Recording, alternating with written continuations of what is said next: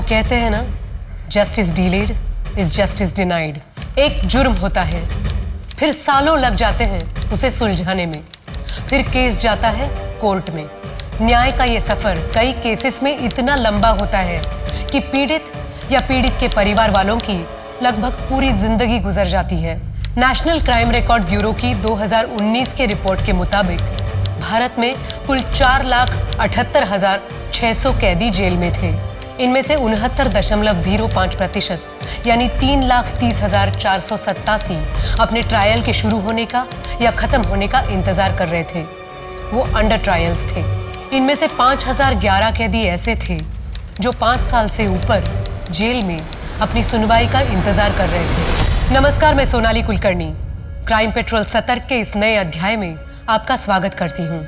आज के केस में एक जुर्म साल 2011 में हुआ था जिसने उस वक्त पुलिस प्रशासन और मीडिया में हलचल मचा दी थी।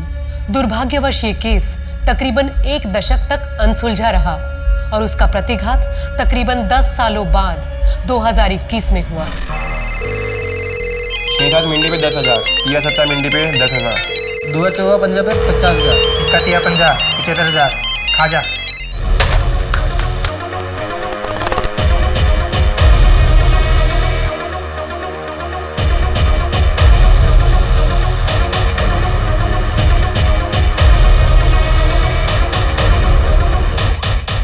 दुआ चौका पंजा खुला है।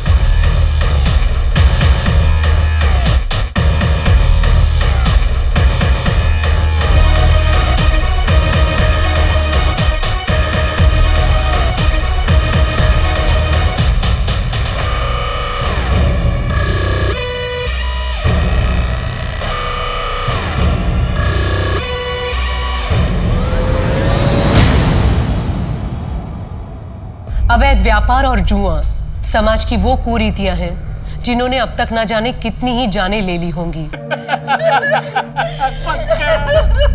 जिसकी लत लगती तो एक इंसान को है, पर बर्बाद वो पूरे परिवार को कर देती है।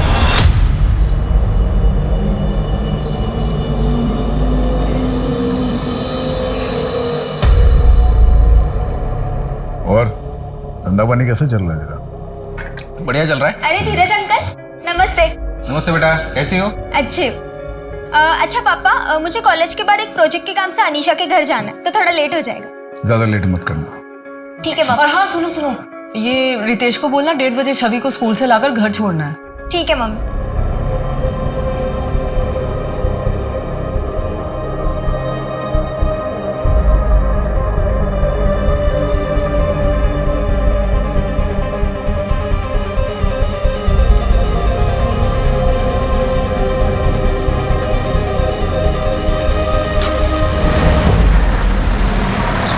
अजी, मैं सोच रहा था कि प्रियंका की शादी अपने बेटे पीयूष के साथ करवा दे, कैसा रहेगा? तुम्हारा बेटा महीने भर में जितना कमाता है उतना मेरी बेटी अपने दोस्तों पर एक दिन में खर्च करती है। 22 साल हो गए जी, आज भी तो वही बात पकड़ के बैठा है। तुम्हारी बहन रश्मि को मैं बहुत पसंद करता था। यही बोला था ना तुमने जब मैं रश्मि का हाथ मांगने आया था तुमसे। एक मेरी जगह अगर तू रहता तो तू भी यही करता। और वैसे भी तुम उस वक्त सिर्फ सट्टा खेला करते थे और सारे पैसे सट्टे में उड़ा देते थे। आज भी वही करता हूं मैं। फिर भी रिश्ता क्यों छोड़ना चाहते हो मुझसे? तो अच्छा ही हुआ ना, धीरज भाई साहब ने आपको मना कर दिया, वरना मेरा क्या होता।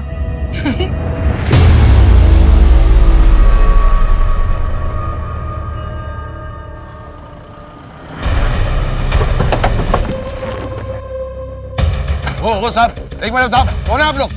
ऐसे अंदर नहीं जा सकते। ओ साहब, बात सुनो, कि आप लोग ऐसे नहीं जा सकते। सुनिए मेरी बात। कमरा चेक करो साहब। जबरदस्ती घर में घुस गए साहब। शेट्टी साहब, आपकी खबरी बदल दीजिए। खोखली खबर आपको देती है, आप दौड़े चले आते हो। सर्च वारंट है हमारे पास। सर्च तो हो ही रहा है ना, कर लीजिए सर्च। सर्च करिए, तसल्ली कीजिए आपकी।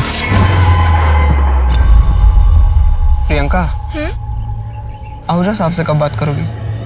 ना बाबा रितेश, मुझ में तो हिम्मत नहीं है। तुम में तो तुम जाओ, कर लो हमारे बारे में पापा से बात। मैं? अरे अगर तुम करोगी तो जान तो बचेगी। आहूजा साहब की लाडली हो, मेरी तो हड्डियां भी नहीं मिलेंगी। तुम भी ना, कैसी बातें करते हो। अच्छा ठीक है ठीक है, तुम कुछ मत करो,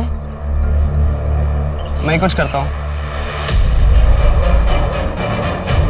सर कुछ नहीं।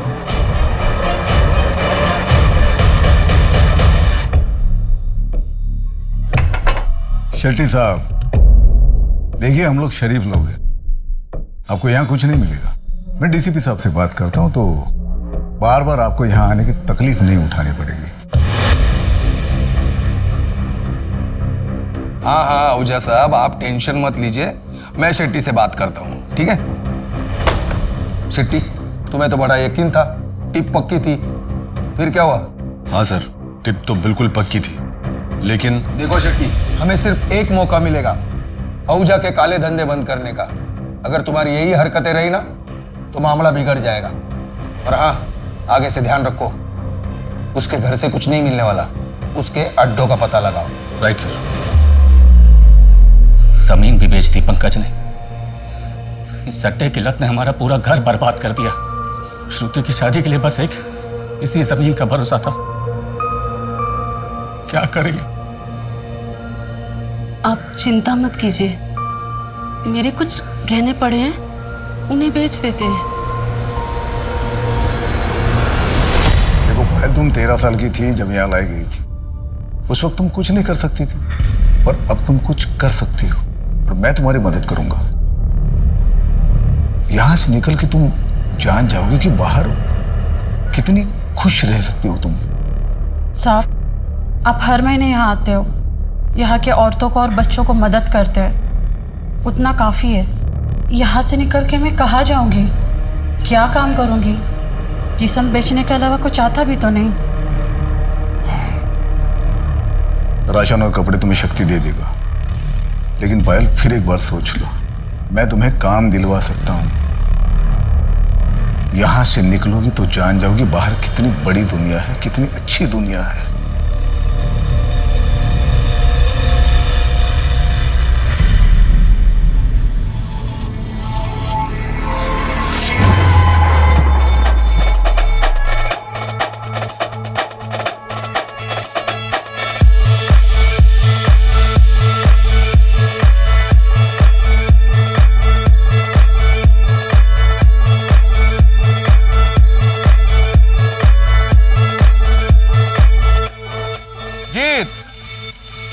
कॉन्ग्रेचुलेशन।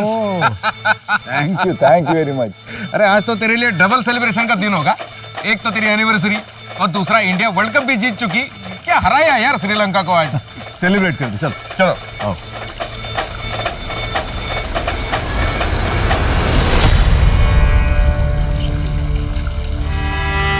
और बाकी सब बढ़िया? भैया। हाँ हाँ, अरे वो आज मेरी खुशी में शामिल होने कैसे आ गए तुम? भैया मुझे आपकी खुशी से कोई प्रॉब्लम नहीं है। गुड, जाते हो भाभी से मिलके जाना। और सुनो, खाना खा के जाना। विदेश, तुम बहुत मेहनती हो। और सुनो, मुझे कोई फर्क नहीं पड़ता है कि तुम हमारे घर के ड्राइवर हो। किसी भी काम से कोई छोटा या बड़ा कभी नहीं होता। अपने अरमानों को बड़ा रखो, अपने आप बड़े आदमी बन जाओ।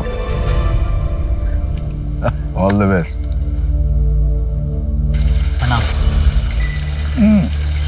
आहूजा साहब सुबह के लिए माफ़ी चाहते हैं। वो कहे ना कि शेट्टी साहब बताए बिना ही मुझे यहाँ लेकर आ गए। तुम्हारी बीवी प्रेग्नेंट है ना, और तुम्हारा ट्रांसफर रुकवाना है। Yes sir. बोल दिया मैंने, हो जाएगा। बहुत बहुत शुक्रिया, चलता हूँ। अरे ड्रिंक तो। पापा, मैं सोच रहा था कि MBA करने का क्या मतलब है? वैसे भी अपने बिजनेस में पढ़ाई की कोई ज़रूरत तो है नहीं। बेटा पढ़ाई जो है ना कभी वेस्ट नहीं जाती। मुझे पढ़ने का मौका नहीं मिला, तुम्हें मिल रहा है तो पढ़ो। तुम सिर्फ एक ही साल की तो बात है, उसके बाद ये पूरा एम्पायर जो है तुम्हीं को संभालना है। ठीक है पापा, मैं चलता हूँ, सुबह क्लास है, देर हो जाएगी। जाओ। एंजॉय।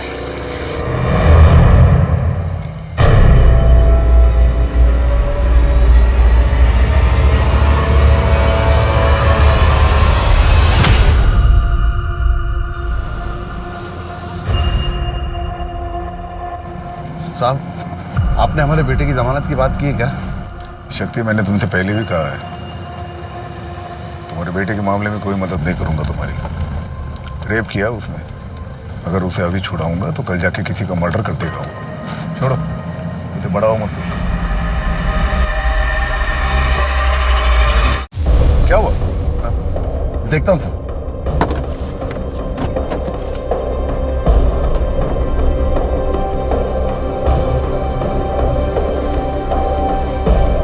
साहब, गाड़ी गर्म हो गई है, पानी लेकर आता हूं।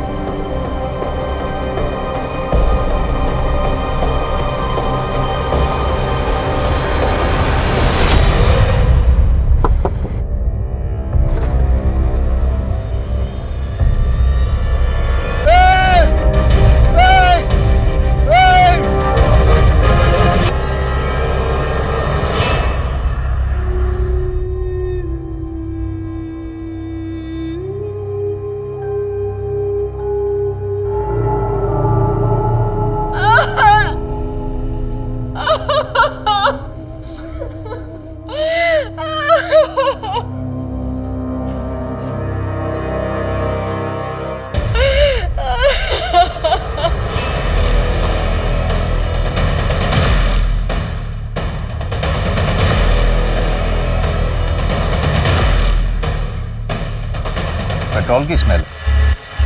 सर, पेट्रोल की पाइप पहले से कटी हुई थी। ड्राइवर शक्ति ने वहाँ दूर से एक आदमी को गोली चलाते हुए देखी। वो कंबल ओढ़े हुए थे। जब तक शक्ति भागकर यहाँ आया, तब तक वो आदमी 5 लाख रुपए कैश लेकर उस तरफ भाग चुका था।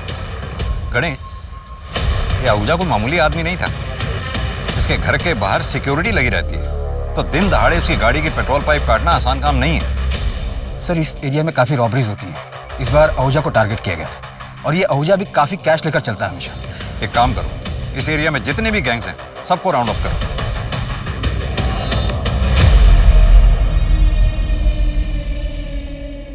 सर, मैं क्लास में था, तभी मुझे शक्ति चाचा का कॉल आया। उन्होंने बताया पापा के बारे में। आखिरी बार कौन मिला था अजीत आहूजा से? सिद्धार्थ बाबा।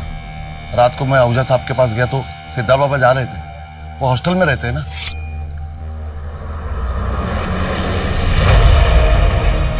साहब, मैं निकलूं? हाँ शक्ति, तुम जाओ और सुबह 8 बजे आ जाना। वो कल नई साइट देखने जाना है। सर, मैं कल सिर्फ आधे घंटे के लिए ही आया था, उसके बाद घर चला गया। मैं सुबह ऑफिस के लिए निकल ही रहा था, तब खबर मिली। दीदी,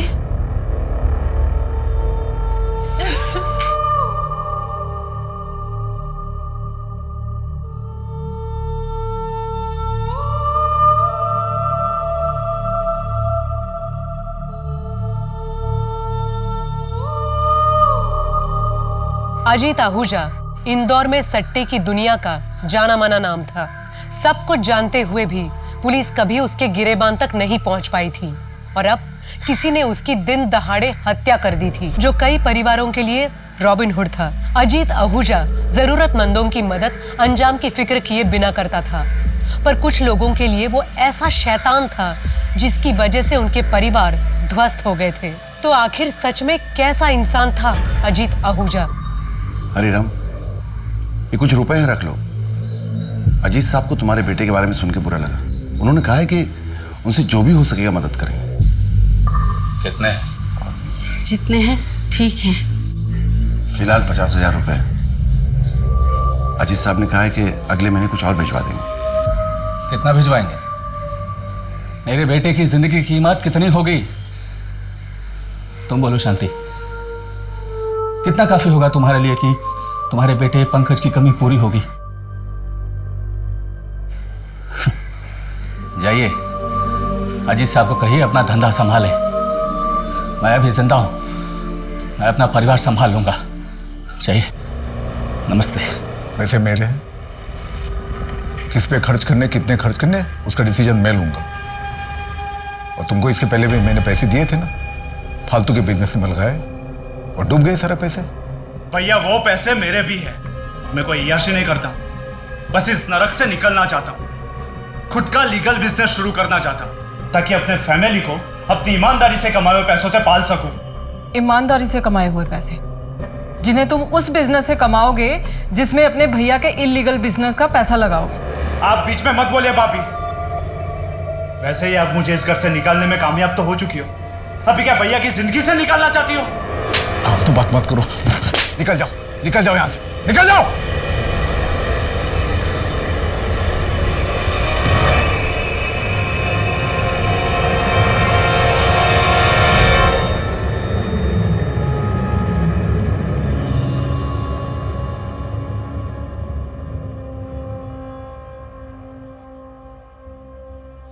आप चिंता मत करिए भाभी, मैं सब संभाल लूंगा, बिजनेस को, बच्चों को, सबको संभाल लूंगा। सिद्धार्थ जब अपनी एमबीए पूरी कर लेगा मैं खुद ही उसे बिजनेस सौंप दूंगा। मैं वापस नहीं जा रहा एमबीए करने, वो तो पापा की इच्छा थी इसलिए मैं कर रहा था, और अब पापा ही नहीं रहे। 13वीं तक तो रुक जाते तुम लोग, दुखी होने का थोड़ा दिखावा ही कर लेते। कोई नहीं संभालेगा बिजनेस, ये घर, परिवार और बिजनेस संभालने के लिए अकेली काफी हूं मैं।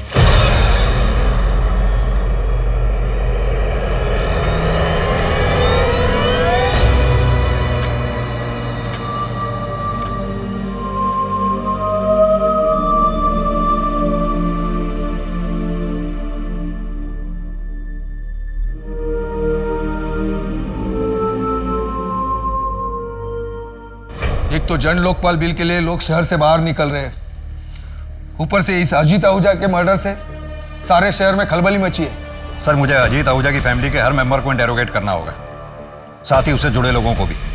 इसके लिए मुझे स्पेशल परमिशन चाहिए होगी सर, क्योंकि इसमें काफ़ी बड़े नाम और पॉलिटिशियंस भी हैं। कोई ज़रूरत नहीं है ज़्यादा खुरेदने की, थोड़ी बहुत इंक्वायरी करो और जल्द से जल्द ये केस बंद कर दो। वैसे भी तुमने एफआईआर में रॉबरी और मर्डर ही लिखा है ना? क्राइम सीन को देखकर तो यही लगा है सर। जिसने भी किया अच्छा काम किया है, समाज के वायरस को खत्म कर दिया। ऐसे क्रिमिनल्स का तो एनकाउंटर कर देना चाहिए था, किसी और ने हमारा काम कर दिया। अब तुम इस केस को जल्द से जल्द बंद कर दो।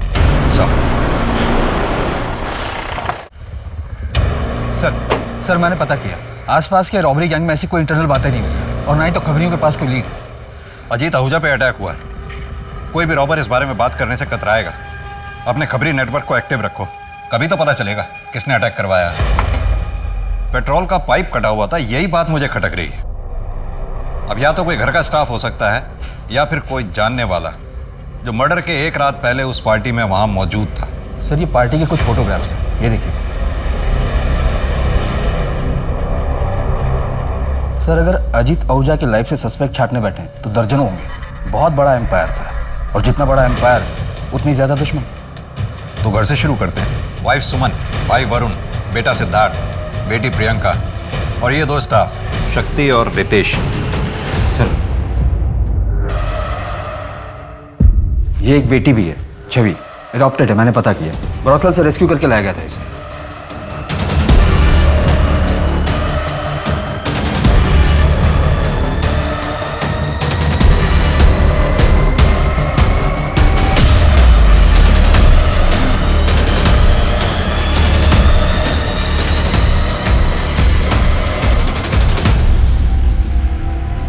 घर के अंदर से अगर कोई हो सकता है तो वरुण ही हो सकता है।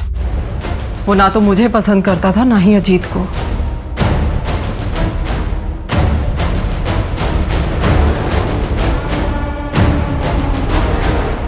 सारी दुनिया जानती है आपके हस्बैंड अजीत आहूजा इंदौर के सट्टे के बिजनेस के बादशाह थे। हम यहाँ सट्टे के बिजनेस की नहीं, आपके हस्बैंड के मर्डर की इंक्वायरी करने के लिए आए हैं। मुझे कोई एफआईआर नहीं करवानी। मेरे पति के जाने के बाद पूरा परिवार बिखर चुका है मेरा। मुझे अपने घर को संभालना है, ये इन्वेस्टिगेशन के चक्करों में नहीं पड़ना मुझे। अब चाहे तो केस को क्लोज कर सकते हैं। सुमन जी, ये केस तो अब तभी क्लोज होगा जब हत्यारा सलाखों के पीछे होगा। हाँ तो ठीक है, फिर कीजिए अपनी ड्यूटी, ढूंढिए हत्यारे को, लेकिन मुझसे किसी भी तरह की मदद की कोई उम्मीद मत रखिएगा। एक बात पूछूं आपसे, आप अपने हस्बैंड की मौत पे उतना दुखी नहीं लग रही जितना होना चाहिए। शोक मनाने का वक्त नहीं है मेरे पास। क्या उम्मीद करते हैं आप मुझसे? रोऊं? महीनों तक सदमे में पड़ी रहूं? देखिए, मेरे पति का मेरे और मेरे बच्चों के सर से साया उठने के बाद मुझे उनकी सुरक्षा भी देखनी है। हमारा कोई नहीं है अब। इस घर की पूरी जिम्मेदारी मेरे ऊपर है। सदमे में जाकर जो मेरे पास बचा है ना, मुझे वो भी गंवाना नहीं है। गलत उम्मीद कर रहे हैं आप मुझसे।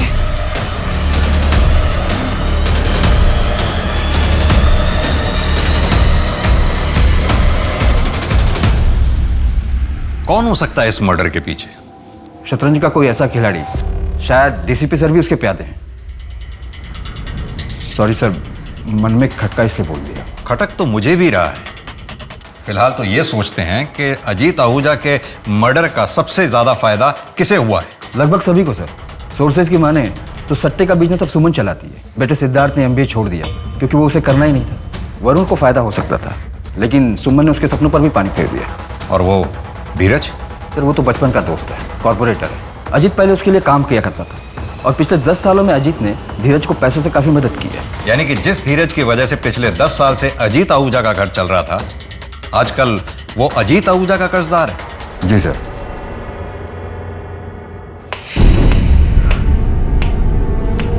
देखो ना, मैंने सब जेवर जमा करके देख लिए। अगर इन्हें बेचें तो कुल मिला के 1.5-2 लाख से ज्यादा नहीं मिलेगा। पता नहीं तेरे पापा कैसे कह रहे हैं कि इसमें सब कुछ हो जाएगा। उस दिन आहूजा साहब ने जो पैसे भेजे थे वो ले लेते तो अच्छा ही होता।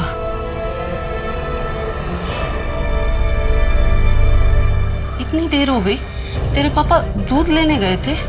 1 घंटा हो गया, अभी तक आए ही नहीं।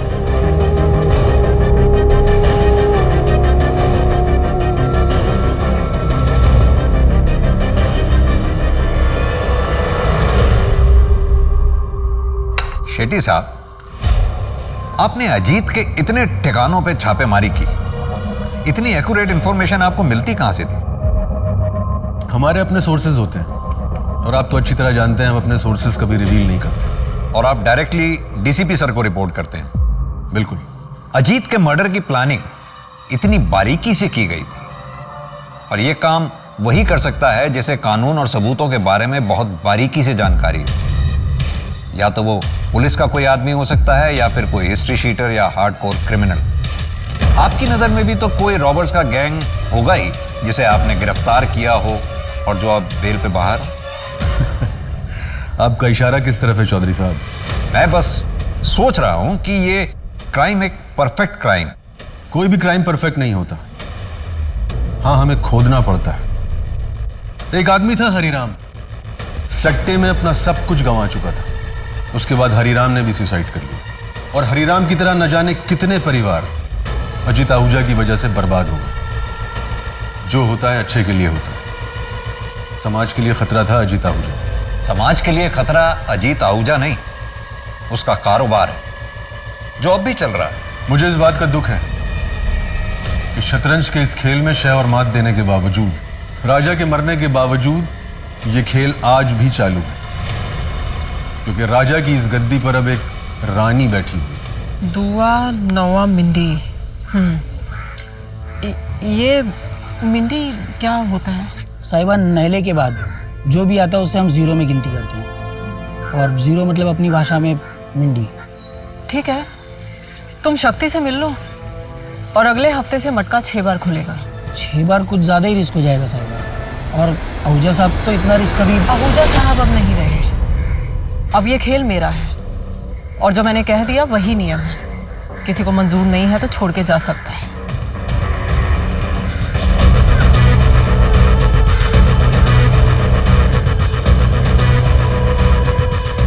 एक दिन ही हम सबको लड़ डूबेगी।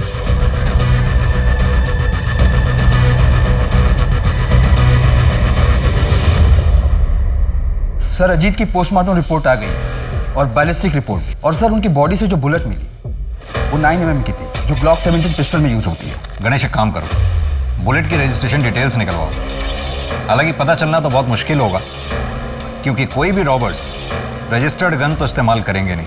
सर, हो सकता है इन सबके पीछे वरुण आहूजा का हाथ, उसने किसी गैंग को हायर किया हो। लेकिन मुझे लगता है इस शतरंज के खेल में बादशाह को मात देने वाला वजीर कोई और ही है। ये मेरी पिस्तौल रजिस्टर्ड है। पर ये क्यों चाहिए आपको? क्योंकि अजीत आहूजा के ऊपर जो गोली चलाई गई थी वो ग्लॉक 17 पिस्टल से ही चलाई गई थी। ये पिस्तौल किसी के पास भी हो सकती थी, भैया के पास भी थी। इनफैक्ट भैया ने सिद्धार्थ को ग्लॉक 17 पिस्तौल ला कर दी थी। वो भी कातिल हो सकता है। इनफैक्ट घर का कोई भी मेंबर कातिल हो सकता है। अब वो औरत सुमन से जाके क्यों नहीं पूछते? बहुत पहुंची हुई औरत है, मिडिल क्लास फैमिली से थी। भैया बिहा कर उसे लेकर आए थे। 2 साल में अपनी औकात बताना शुरू कर दी। शक्ति से पहले जो ड्राइवर था उसके साथ रंगे हाथ पकड़ी गई थी। भैया उसके प्यार में थे, माफ़ कर दिया। आज भैया तो नहीं रहे, पर वो राज कर रही है, करोड़ों के कारोबार की अकेली मालकिन। ये लो, लाइसेंस वाली है। 2 लाया हूं, एक तुम्हारे लिए और एक तुम्हारे भाई सिद्धार्थ के लिए। अपनी बेटी को कोई गन गिफ्ट करता है क्या? मुझे नहीं चाहिए ये, आप ही रखिए। और पापा टेंशन मत लीजिए, मुझे कुछ नहीं होगा। आप ही रख लीजिए ना इसे, मुझे तो आपकी चिंता लगी रहती है। मुझे कुछ नहीं होगा, तुम लोग सेफ रहोगे ना, मुझे कोई टेंशन नहीं। सिद्धार्थ की पिस्टल पिछले हफ्ते पॉलिशिंग के लिए दी थी और ये रही उसकी रसीद। शक्ति चाचा, चाचा कहाँ हो आप? आ रहा हूँ बेटा, बाथरूम में हूँ। हाँ चाचा जल्दी आओ, ये मम्मी ने कुछ पैसे और कपड़े भेजे।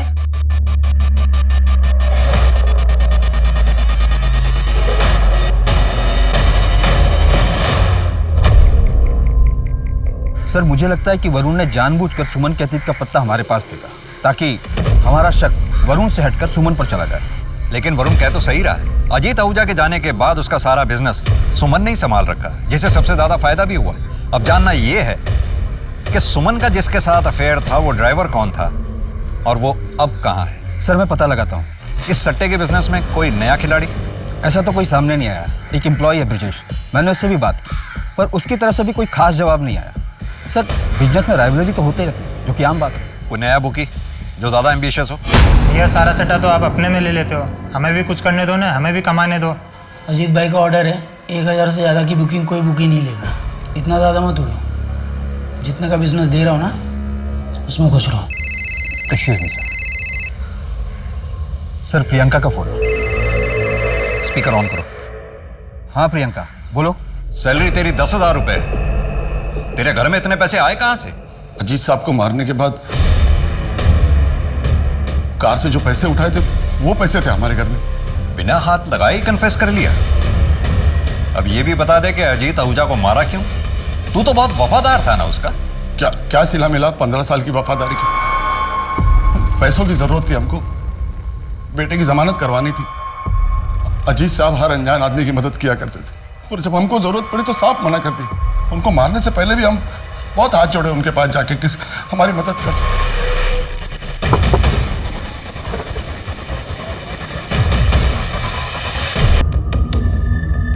पिस्तौल कहां से मिली थी? पार्टी की रात उनके कमरे से ली थी। और वापस कब रखी? वापस जब अजीत आहूजा को हॉस्पिटल ले जाया गया?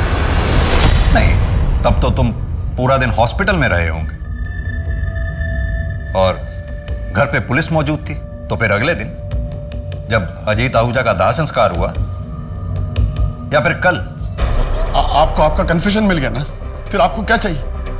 हमने पिस्तौल कब रखी थी हमको याद नहीं सर। केस को बंद कर दो चौधरी, ऊपर से बहुत प्रेशर है। लेकिन सर शक्ति सिंह ने अभी तक जवाब नहीं दिया है उसने पिस्टल कब वापस रखी थी। लेकिन उसके पास इस बात का तो जवाब है ना कि वो पिस्टल कब और कहां से ली थी। उसके पास एक्सेस था, मोटिव भी था और स्पॉट पे वो मौजूद भी था। तो ओपोनेंट शट केस है चौधरी। तुम चार्जशीट तैयार करो, मैं मीडिया को इन्फॉर्म करता हूं। लेकिन सर मुझे पूरा यकीन है शतरंज के खेल में शक्ति सिंह सिर्फ एक प्यादा है, असली खिलाड़ी कोई और ही है। तुम्हारे पास प्रूफ है? अभी तो नहीं है सर, लेकिन then close the case Chaudhary. Ajit का किलर है हमारे पास, और क्या चाहिए तुम्हें?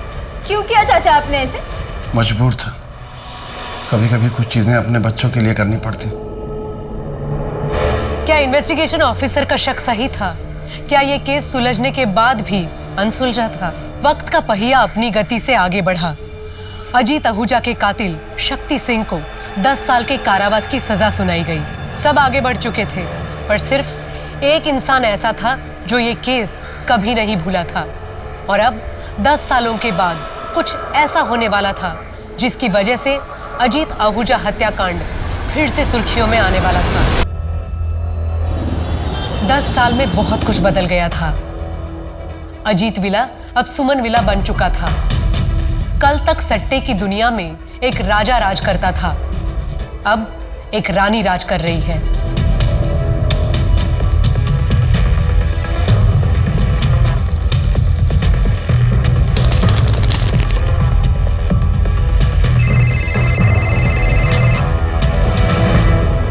पाँच 7 9 खुला है।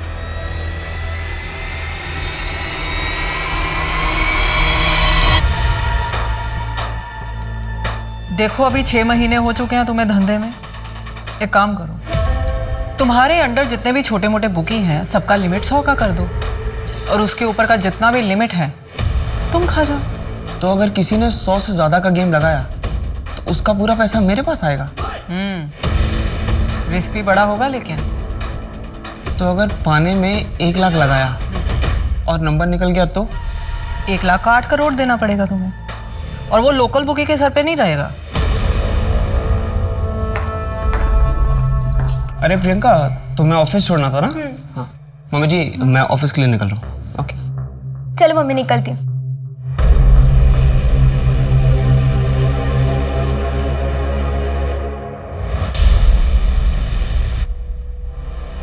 सिद्धार्थ, आपकी वॉच। थैंक्स। मम्मी, आप ऑफिस नहीं चल रही? हिसाब किताब पूरा गड़बड़ है तुम्हारा, इसे चेक करके शाम को आएंगे। अच्छा मम्मी, मैं सोच रहा था भोपाल में हैंडल करना शुरू कर दूं। कोई ज़रूरत नहीं है, रितेश अच्छे से संभाल रहा है ना वहाँ पर काम। तुम पहले ये इंदौर का एक इलाका तो संभाल लो ठीक तरह से, बाद में पैर पसारना। क्या हिसाब किया है तुमने?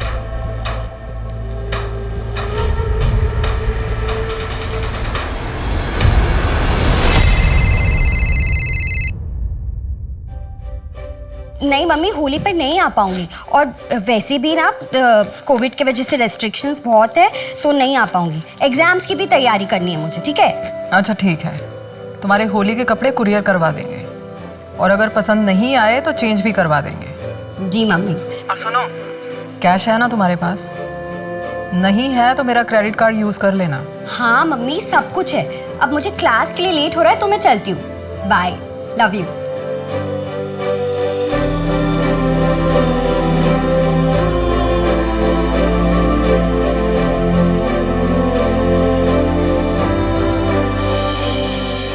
सुमन, मुझे समझ में नहीं आता, लोग तो बेच बाज के सट्टा क्यों खेलते हैं?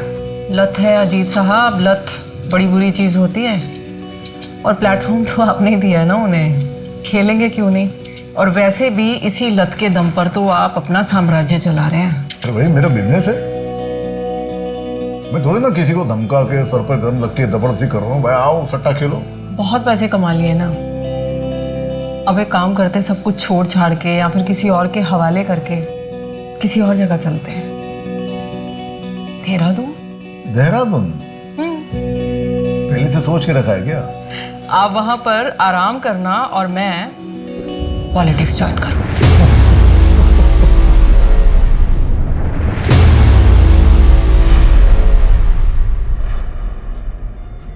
क्या हुआ? साहिबा गाड़ी बंद हो गई है, मैं देख लेता हूँ।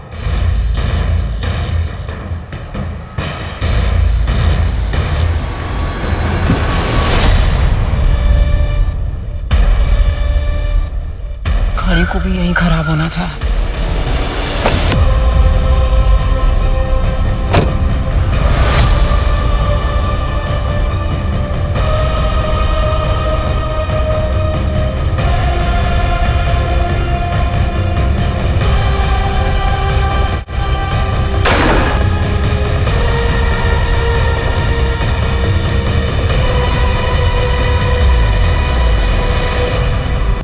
अटैकर के बारे में कुछ पता चला? देखिए, सुमन आहूजा पर जानलेवा हमला हुआ। हमारी इन्वेस्टिगेशन चल रही है, जैसे कुछ पता चलेगा हम आप लोगों को बता दें, प्लीज। सर कहाँ तक पहुंचे हैं? सर आप सस्पेक्ट्स के बारे में कुछ बताइए ना। सर सुमन आहूजा के बारे में सर हमें कुछ बताइए सर। मैं कमिंग। आओ गणेश, तुम्हें जो एक्शन लेना है, जो करना है वो करो। इस केस को जल्द से जल्द सॉल्व करो। मुझे पूरा यकीन है इस हमले के तार जरूर पिछली बार हमसे कुछ ना कुछ छूट गया होगा। सर शक्ति सिंह जेल में अपनी सजा काट रहा है, उससे बात करने के लिए मैंने एप्लीकेशन डाली है। सुमन के साथ जो ड्राइवर था उसने कुछ बताया? सर ड्राइवर कमल का कहना है कि कार बंद पड़ गई थी, उसे ठीक करने के लिए उसने बोनट खोली, उसे गोली की आवाज़ सुनाई। उसने एक आदमी को बाइक से भागते हुए देखा पर नंबर प्लेट नहीं देख पाया। मुझे हमेशा से ये लगता था कि अजीत के मर्डर के पीछे उसकी बीवी सुमन का हाथ था, पर शायद मैं गलत था और तुम सही। इस सब के पीछे वरुण ही होगा। वही एक ऐसा है जो इस शतरंज के खेल का किंग बनना चाहता था और बाजी क्वीन मार ले गई। और अब 10 साल बाद वरुण ने फिर वही खेल खेला। लेकिन सर अब मुझे नहीं लगता, अगर वरुण को गद्दी चाहिए थी तो उसने 10 साल इंतजार क्यों किया? तुम पहले शक्ति सिंह से बात करो, क्या पता 10 साल बाद अब वो सच्चाई बता दे। नीरज, लड्डू तो बहुत अच्छा है। शक्ति भाई, आपको कुछ पता चला क्या? आपके आहूजा साहब की बीवी के ऊपर हमला हुआ है। सूत्रों की माने तो सुमन आहूजा की हालत बहुत नाजुक है। हालांकि पुलिस और डॉक्टर अभी मीडिया से कोई भी बात नहीं कर रहे हैं।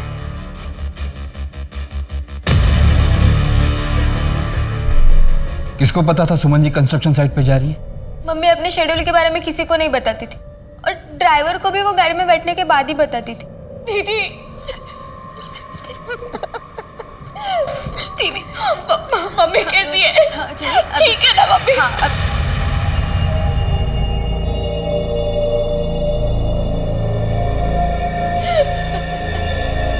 ये मेरी छोटी बहन है छवि।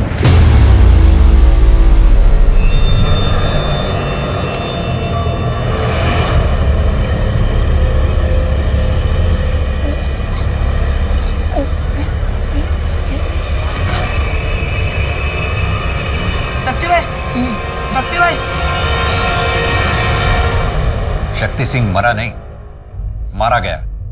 उसे मारकर एक और राज दफन किया गया। पर सुमन अभी जिंदा है, वो ठीक होकर जरूर पलटवार करेगी। सर शक्ति सिंह का जेलमेट नीरज, कल ही उसे बेल मिली और कल ही उसने अपने घर से आए लड्डू शक्ति सिंह को खिलाए थे। इस नीरज की बेल किसने कराई? उसकी वाइफ ने। अब वो अपने गांव चला गया। ट्रैक करो, उसे फौरन उठा के ले आओ। वो सुमन को जो बुलेट लगी थी उसकी बैलिस्टिक रिपोर्ट आई क्या? जी सर, सेम पिस्टल, क्लॉक 70। 10 साल पहले अजीत आहूजा भी इसी तरह से मारा गया, तो क्या समझे? इतिहास अपने आप को दोहरा रहा है। सर मुझे लगता है कि सुमन पर हुए अटैक के जड़ तक पहुंचने के लिए हमें अजीत के मर्डर केस की फाइल को फिर से ओपन करना होगा। इस शतरंज के खेल में पिछले 10 साल से लेकर आज तक जितने भी मोरे हैं सबको फिर से टटोल। शायद सुमन के केस की वजह से हम अजीत आहूजा के मर्डर केस को सही मायने में क्लोज कर पाए। सर ये सेंट्रल जेल के विजिटर लिस्ट की कॉपी है। पिछले 10 साल में कौन कौन ड्राइवर शक्ति सिंह से मिलने आया था, इसमें सबकी एंट्री है। मैं शक्ति से मिलने इसीलिए जाता था ताकि अजीत भैया के असली कातिल का पता लग सके। वो तुम ही थे ना जिसने शक्ति सिंह की बेटी की बेल कराई और फिर अजीत को मारने के लिए कहा। सुमन पर अटैक भी तुमने ही करवाया था और शक्ति को भी अपने रास्ते से हटा दिया। तुम्हारे सच्चाई का आखिरी सबूत हो शक्ति सिंह, उसे भी खत्म करवा दिया तुमने। अभी तक सिर्फ फिल्मों में देखा सुना था, पर अभी सच में लगने लगा है कानून अंधा होता है। आप लोगों को सुमन का असली चेहरा नहीं दिख रहा है? वो शराफत का चोला पहने हुए एक नागिन है और उसी के जैसे उसके बच्चे भी हैं। क्या पता है अटैक सिर्फ एक नाटक हो जो सुमन ने खुद करवाया हो। सुमन के पास कोई मोटिव ही नहीं है। 10 साल पहले अगर उसने करवाया होता तो हम ये मान लेते कि ये अटैक उसने हमें गुमराह करने के लिए किया, पर अब वो ऐसा क्यों करेगी? तुम गुमराह कर रहे हो हमें, जैसे पिछली बार सुमन के अफेयर के बारे में बताकर किया था। सर इनका लॉयर आया है। गुमराह तो आप लोग खुद हो पिछले 10 सालों से।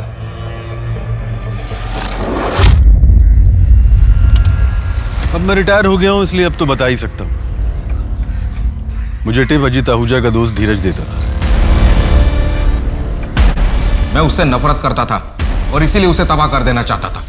तो नफरत और जलन में तूने अजीत को मरवा दिया, पर सुमन पर अटैक क्यों करवाया? ना ही मैंने अजीत को मरवाया है और ना ही मैंने सुमन पर अटैक करवाया। तो फिर किसने करवाया? सिद्धार्थ। अपने बाप के मरने के बाद सबसे ज्यादा खुश था वो, क्योंकि सारा एम्पायर उसे मिलने वाला था।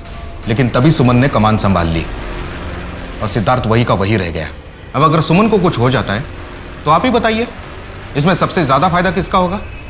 सर, सुमन को लगी गोली जिस ग्लॉक 17 पिस्टल से चलाई गई थी, वो 5 महीने पहले ही चोरी हो गई। भोपाल की राय फैमिली ने इसकी कंप्लेंट भी लिखवाई थी। यानी सुमन पे किए गए हमले की तैयारी 5 महीने पहले से चल रही थी, या फिर शायद सुमन पर हमले की बिसात 10 साल पहले ही बिछाई गई थी।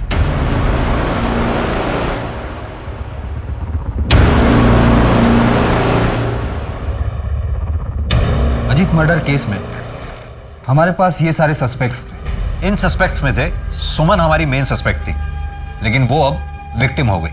बाकी बचे ये लोग। सर, 2 सस्पेक्ट्स और भी हैं। पहली छवि, सुमन और अजीत की अडॉप्टेड बेटी, और दूसरा रितेश, जो कि प्रियंका आहूजा का हस्बैंड है, जो 10 साल पहले उसका ड्राइवर था। सर, फिलहाल इस फैमिली में यही 2 लोग हैं जो ब्लड रिलेटिव नहीं है।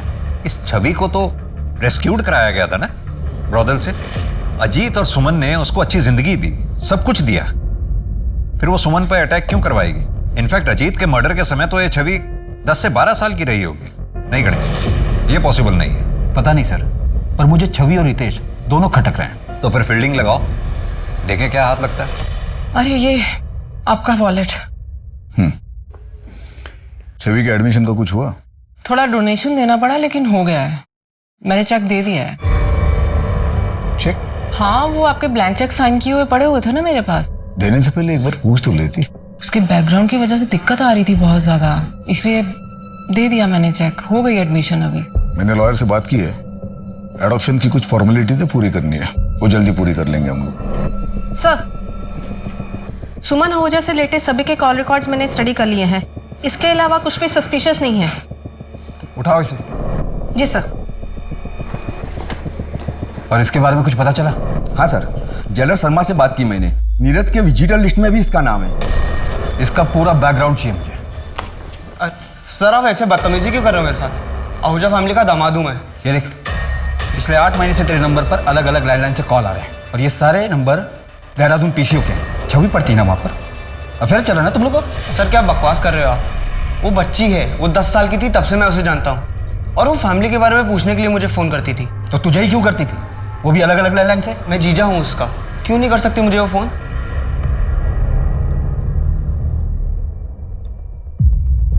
क्या ये छवि आहूजा आपकी बेटी है? हाँ साहब, क्या हुआ?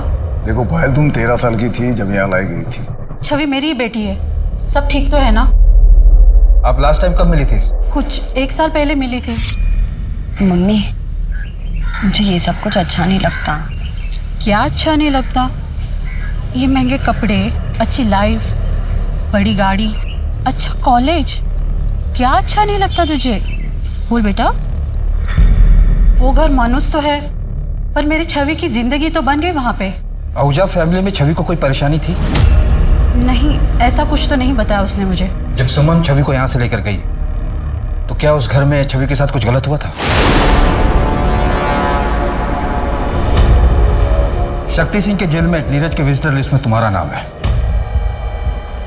क्यों जाती थी उससे मिलने? अपनी मर्जी से घर की एक चीज नहीं खरीद सकते। सब कुछ दिया है तुम्हारे बाप ने, लेकिन आजादी नहीं, खुशी नहीं। अरे खुद तो सब पर पैसे लुटाते रहते, और हम अपनी मर्जी से एक पैसा भी खर्च नहीं कर सकते। और तुम भी करते रहना इंतजार। तुम्हारे हाथ में कारोबार नहीं देने वाले ये। पर मम्मी, हम कर भी क्या सकते हैं? आप तो जानती है ना, पापा किसी की सुनते भी तो नहीं है। एक तरीका है, अगर तुम मेरा साथ दो ना, ये पूरा कारोबार तुम्हारा हो सकता है। तुम ये कर पाओगे शक्ति? मेरे बेटे को बचाने के लिए मेरे पास कोई चारा भी नहीं। कल तुम मेरा काम कर दो, तुम्हारे बेटे की बेल की जिम्मेदारी मेरी। काम कल ही हो जाना चाहिए। हाँ, मैं शक्ति अंकल से मिलने जाती थी। मैंने जेलर से सेटिंग कर रखी थी। घर में शक्ति चाचा से मिलना अलाउड नहीं था, इसलिए मैंने नीरज के नाम पर एंट्री की थी।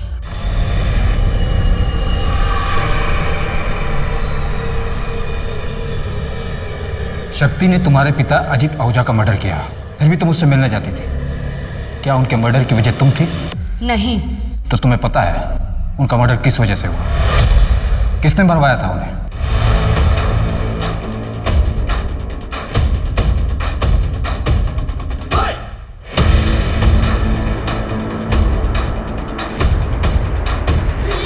मम्मी 10 साल हो, आपने कहा था मैं संभालूंगा बिजनेस। आप तो पापा के जैसे ही। तुम्हारे पापा जैसे नहीं हैं हम। कमजोर हो गए थे तुम्हारे पापा, उन्हें मारना ना बड़ा ही आसान था, लेकिन हमें कोई छू भी नहीं सकता। कहां से कहां लेकर आए हैं पूरे एम्पायर को। कर पाओगे ये सब? सुमन आहूजा बनना इतना आसान नहीं है। मुझे सिर्फ सिद्धार्थ और सुमन की मौत से मतलब है, फिर पूरा बिजनेस तुम्हारा। तुम सुमन को क्यों मारना चाहती थी? उसने तो तुम्हें सब कुछ दिया, अडॉप्ट किया था उसने तुम्हें। सुमन ने नहीं, मेरे पापा ने मुझे अडॉप्ट किया था। अजीत आहूजा मेरे बायोलॉजिकल फादर थे और उस सुमन ने मेरे पापा को मार डाला। 10 साल तक मैं चुप रही, पर बर्दाश्त नहीं होता था मुझसे। वो सुमन आहूजा खुद को रानी समझती थी, मैंने उसी के खेल में उसी को मात दी थी। सुमन को पता था कि तुम अजीत की बेटी हो? नहीं, पर मुझे पता था वो क्या है। कल ही खत्म कर देना।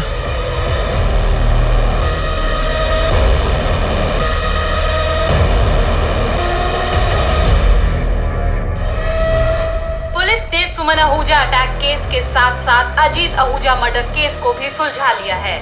अजीत आहूजा मर्डर केस में सुमन आहूजा को अरेस्ट कर लिया गया है। क्या अब इसके साथ ही आहूजा सट्टे के बिजनेस पे रोक लगेगी?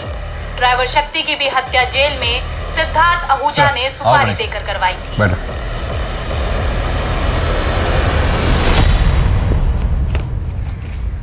Congratulations, good work. Thank you sir. अब इस सट्टे के खेल से हमेशा के लिए छुटकारा मिल गया। राजा रानी दोनों को शय और मात। हाँ सर, इस बार कोई वजीर ना राजा की गद्दी पर बैठ जाए। 2011 में इंदौर के इस केस में सुमन आहूजा ने अपने ही पति की हत्या करवाई ताकि वो सट्टे की दुनिया पे राज कर सके। लेकिन अंत में क्या हुआ? सुमन, सिद्धार्थ और छवि तीनों जेल में हैं। किसी को भी क्या हासिल हुआ? सभी ने कुछ न कुछ खोया। जुर्म का रास्ता कितना भी आकर्षित क्यों न हो, पर अक्सर वो हमसे हमारी सबसे प्यारी चीज छीन लेता है। सट्टे की लत में कुछ लोग तो कर्ज में इतना डूब चुके होंगे कि उनकी पीढ़ियां तक भुगतान करेंगी।